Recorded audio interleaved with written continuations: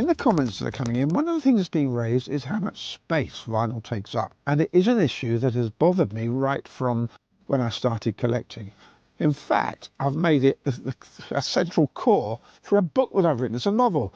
And according to an Amazon reviewer, it's a touching novel of age and music which deserves to be a long player. Well, if that sort of thing interests you, you can find a reference to it in the bio up there, and I'm going to pin a reference in the comments. Back to what I was talking about, space. It puts people off. I can imagine that's probably perfectly justified. But this lot that's behind me here and all around me didn't start like this. It started off as the first record I bought, favourite, and then another one a few weeks later, and then another one maybe months later, because I didn't buy loads of music. In fact, I started, as I've shown I think before, my record rack. This would have been filled up very gradually. And in a way, it feels like, if you can imagine a small village with no traffic going through it, and then suddenly it gets filled with cars, so they build a bypass, and the bypass takes the traffic, and then it gets filled with traffic, and they build a motorway, and that in the end ends up being clogged up. Well, that's much the same with me and my vinyl. I started off with a small box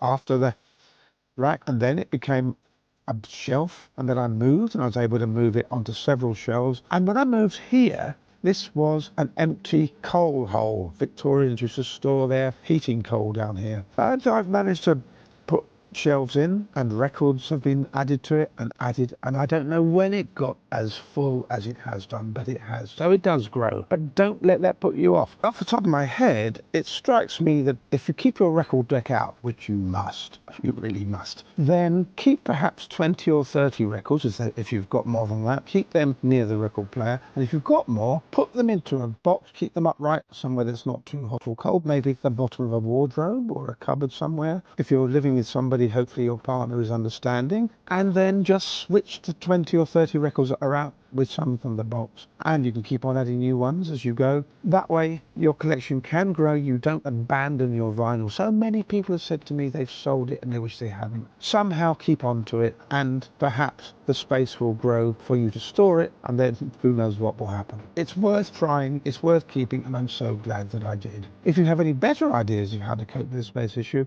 put them in the comments.